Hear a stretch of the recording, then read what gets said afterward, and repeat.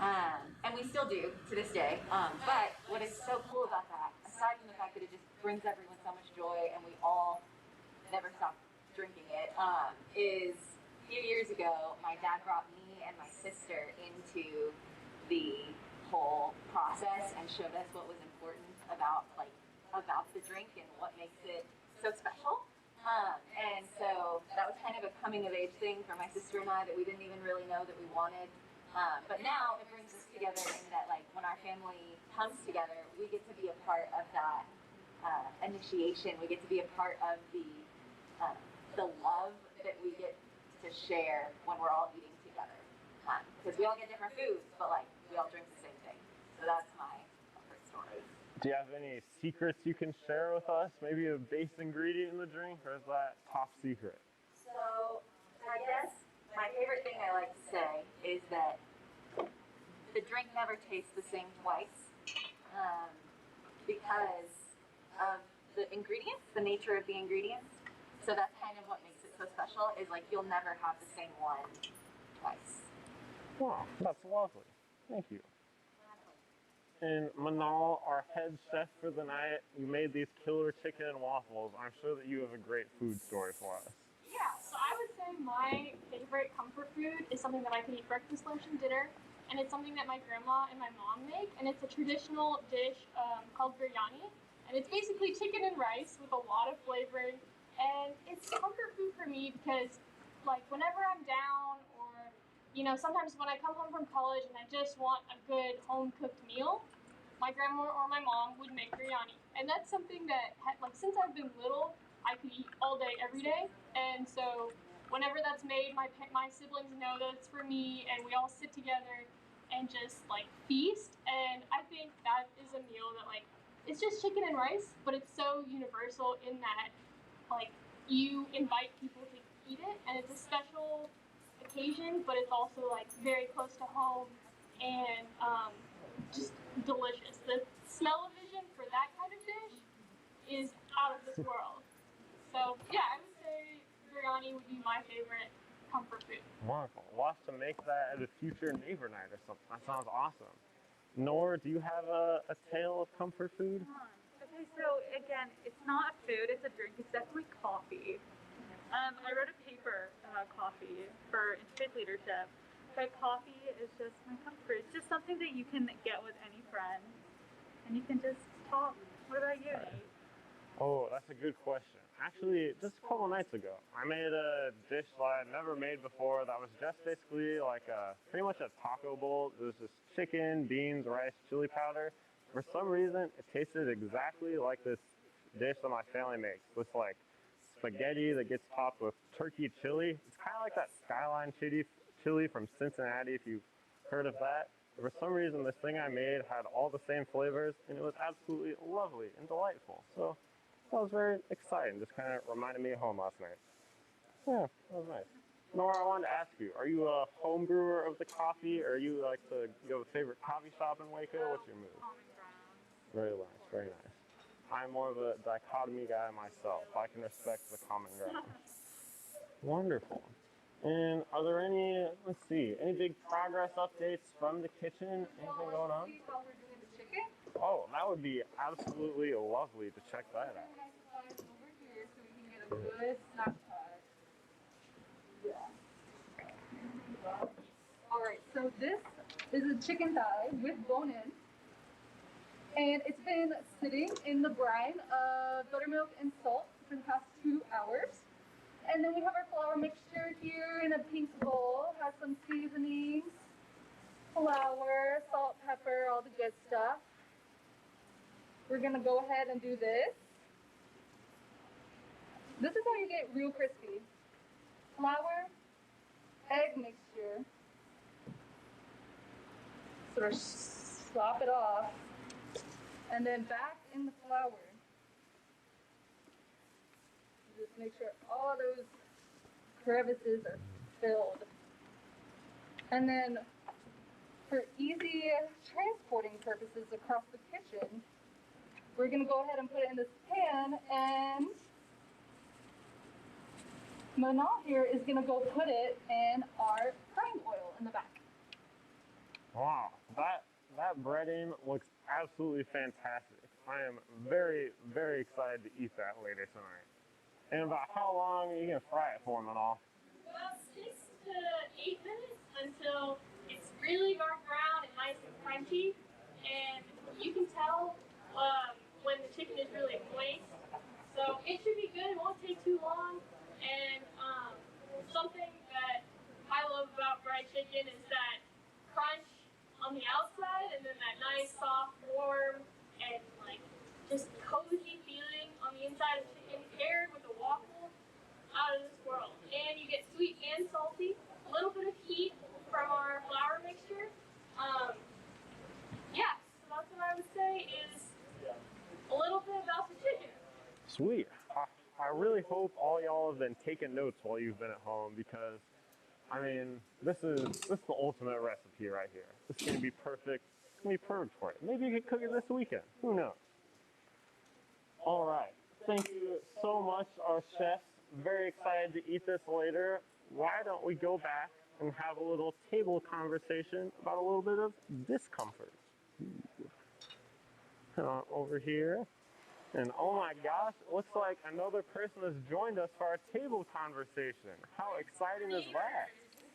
I know. See, you come to a neighbor night and you never know how many new neighbors that you're going to pick up throughout the night. I'm stoked. Would you like to introduce yourself, new man? And go ahead and speak up.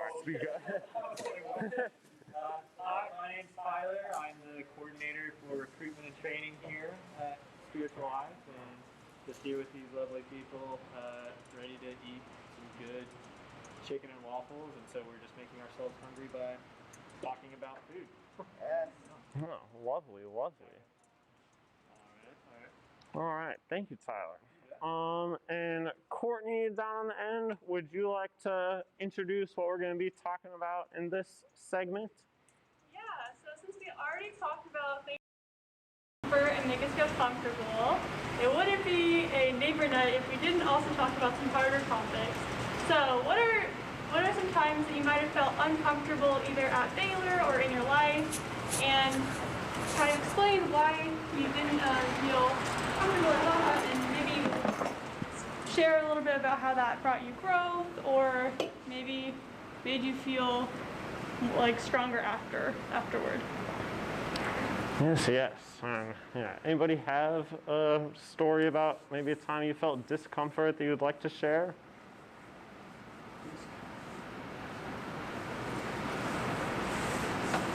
If not, I'd be more than happy to start. I had a really tough time my first couple months being at Baylor. I guess I wasn't used to the Christian environment of Baylor, and I struggled at times because a lot of folks would bond over going out every Sunday and making friends at church and with their community groups. And that was something that I tried my best for a while, went to 5 or 6 different churches, and I guess really had it's just not really something that I ended up connecting with. And that was something that took me quite a while to kind of, I guess, accept and get used to.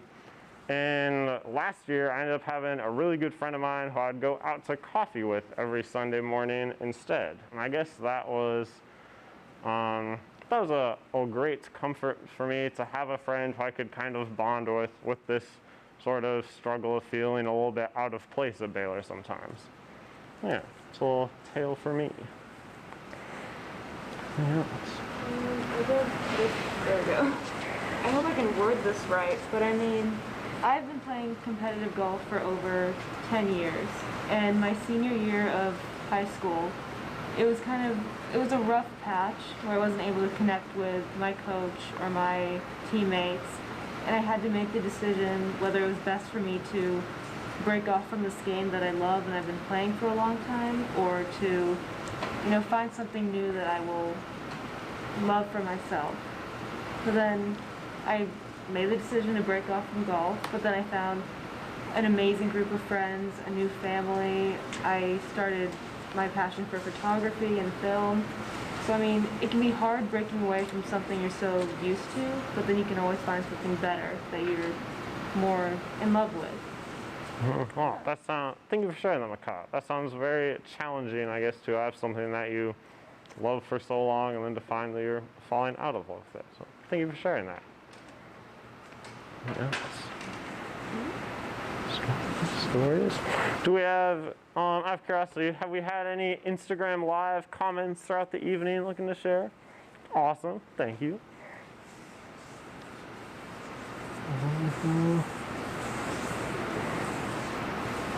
Hey. Yeah, I was just thinking, what the question again for us, Nate? Remind me. Was it a Baylor discomfort? Yeah, I guess looking for kind of two different stories here. One of them, has there ever been a time, maybe at Baylor, when you felt a bit uncomfortable, or completely different? Has there ever been a time when you felt, I guess, discomfort, and then you've been able to find some sort of personal growth out of that? Or just maybe able to find something, I guess, challenging and positive out of the discomfort? Good one. Yeah, when y'all, next semester when we're doing these in person, we ask the tough questions during neighbor nights. We hit you with the comfort food to start, and then it can get deep pretty quick, so be on the lookout. However, you have food and no cameras, so it's Exactly. Yeah, at a normal neighbor night, we won't be on you with a microphone in your face asking you to share this deep story. Nice little table. You know, this one might work. This would be throwback more to student days. So I wasn't a Baylor undergrad, but I did come here for seminary. And one of the things that was really difficult for me is that I had a period of time where I went 3 semesters where I was the only female in any of my classes. And so being the only woman in any of my classes, I started to feel really lonely, and like I was sort of doubting some of the things that I was saying, or where I stood, or what was happening. And so what really I think came out of that was that I learned to sort of stand on my own 2 feet, and that I didn't need anybody else to affirm what I believed or who I was. And so but it also forced me to seek outside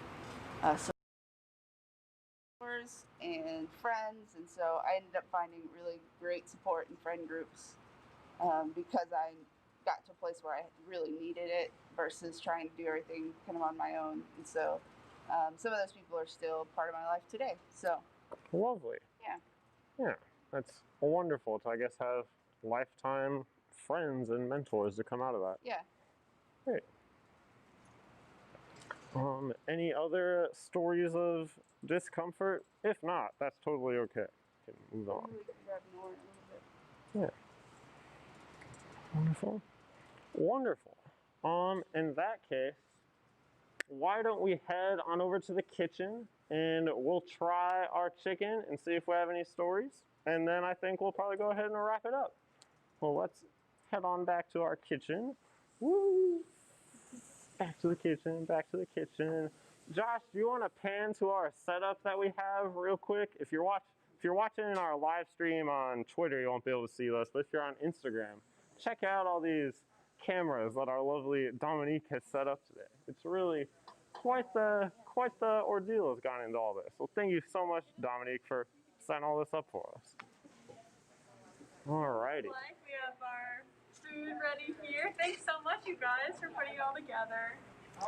Yes. So you can't see much, but we have finished everything except putting the toppings on. Before we started, I went and asked everyone what they wanted. We have 4 options for what goes on your chicken and waffles. We have hot sauce, syrup, honey, and chocolate chips. Those were the first 4 things that came to mind when we thought about waffles and chicken. So don't ask where that came from. Aside from that, just top of our heads. So the chocolate chips, people who got chocolate chips went on the bottom, and then we put the chicken on top. And then what I'm doing next is going through my orders and drizzling on whatever they ordered, and then we'll give them to them. So that is what's happening right here, right now. Everyone, I'm the only one touching everything together, and I have clean gloves. We have our napkins, forks, and knives all in separate bags that we pre-did earlier with clean gloves and clean everything, because we want to make sure that we're taking care of each other and being good neighbors to one another during this COVID season. So that's how we're trying to make sure that we're staying safe and keeping our distance. And this is our meal. Wonderful. Kaylee, do you mind if, let's see, Courtney, are you eating a waffle? I ordered a waffle. Do you mind if Courtney and I maybe dive into one of these real quick? Yes. Wonderful. Grab something real quick. I'll get it to you. Sounds great. Oh, don't want to be making any our health mistakes. It would be a real shame if we couldn't do neighbor nights anymore because of health reasons. Okay, so Nate, you did honey and hot sauce. Yes, I'm going with the honey and the hot sauce. So I'm just gonna very nicely. Oh yeah, it looks beautiful. Hot sauce. There we go. Amazing. And got some honey right here. Oh yeah. Just gonna drizzle that. Sweet and spicy. Ooh, I know. Sweet and spicy is always the play. And you guys have the Cholula. That's amazing. Yes, sir. So this one's yours. Thank you I won't be needing the fork. Appreciate it. Okay. And Courtney, you have everything except hot sauce. So you want syrup and honey. Yes, ma'am.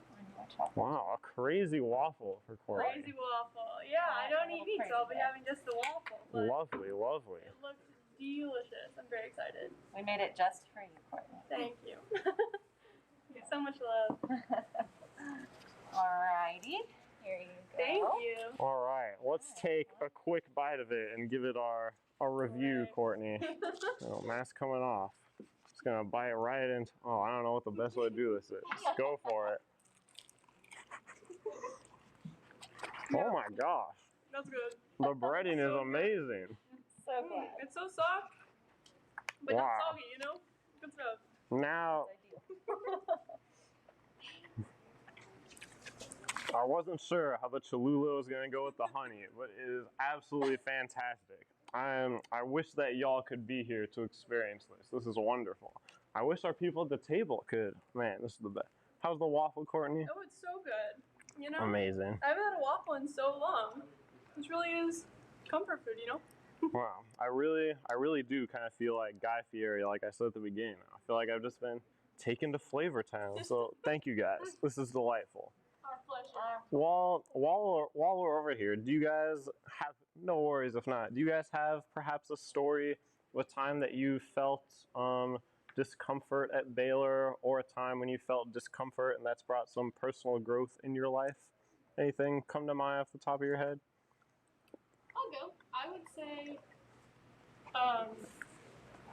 that honestly, at the beginning of this, I felt super uncomfortable. But then having Kaylee and Bethany back here in the kitchen with me, we got it all figured out, and I feel a lot more comfortable. And so just like with these people, you know, I feel at home. And with our chicken and waffles and some good company, I've been made, like, I feel comfortable, and I hope that y'all watching make this at home with somebody else and, you know, share a meal together and feel the same comfort that we have. We really wish that y'all could be here with us tonight, but we'll have a few more.